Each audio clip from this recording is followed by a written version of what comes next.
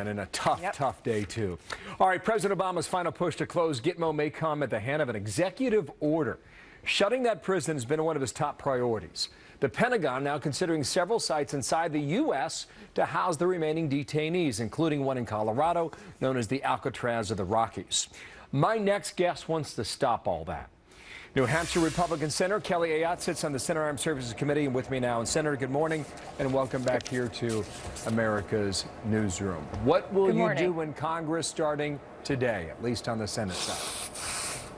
Well, first of all, there has long been a prohibition on transferring these terrorist detainees to the United States of America. In fact, I worked in every year that I've been in the Senate to include that provision, including this year in the defense authorization, which will be coming to the floor, I expect today in the Senate, but also in the military appropriations construction bill that's on the floor right now in the Senate. There's also provisions that prevent using any taxpayer dollars to modify or construct facilities in the United States to bring terrorists here from Guantanamo. And this is a really important issue because the individuals that are being held there, they have various backgrounds: terrorist financiers, recruiters. They've been involved in facilitating terrorism. Some have been bodyguards to Osama bin Laden. These are not individuals that we should transfer to the United States of America.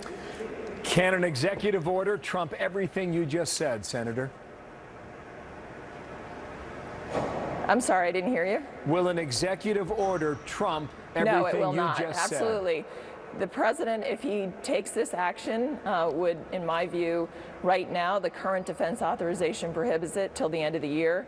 The military construction appropriations bill, assuming that gets passed, and I expect that it will violate the law. And I know that there has been, certainly in the past, even when the Democrats were in charge of the Senate, there were provisions that prohibited the transfer of these individuals to the United States of America. The American people do not want it, and I believe he would be violating the law if he were to take an executive order on this. You could still do it, right? And then it goes to a legal fight.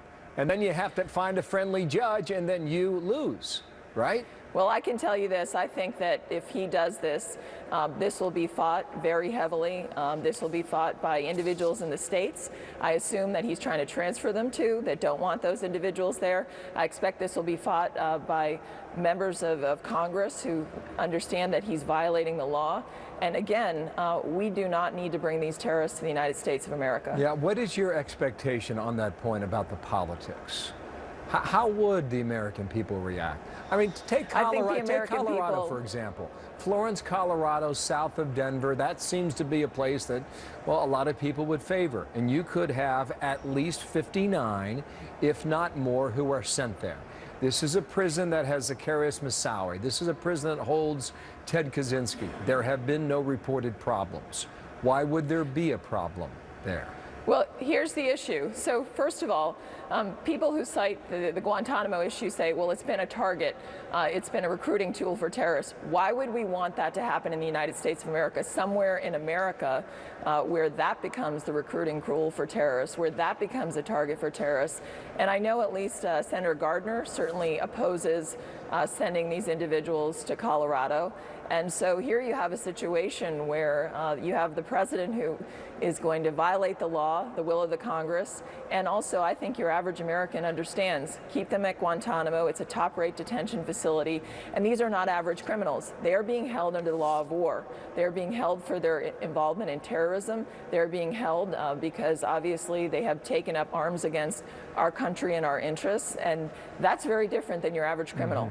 30 seconds left. Navy Captain Jeff Davis. I don't know the gentleman, perhaps you do. He is quoted as saying that they've been working very close with members of Congress to work out a deal. If that is true, what is your expectation from the Pentagon once we know a bit more, perhaps within the week? Well, my expectation is that I don't know who they're working with in the Congress, but I don't think there's going to be a deal. I think that members of Congress have spoken clearly, both in the defense authorization that we passed on a very strong bipartisan vote in the Armed Services Committee that I serve on. Also in the military construction appropriations bill, we've said very clearly that we don't want the money spent to modify facilities to transfer them to the United States of America. Okay. So I think that this is something the president made a campaign promise on it. It was a misguided promise. Yeah. And my sense is that there's not support for that in the Congress or from the American people. Senator, thank you for your time. 7 years in the works now. Kelly Ayotte will follow it. Thank you for coming on today. Much appreciated. Good to be on. Thanks.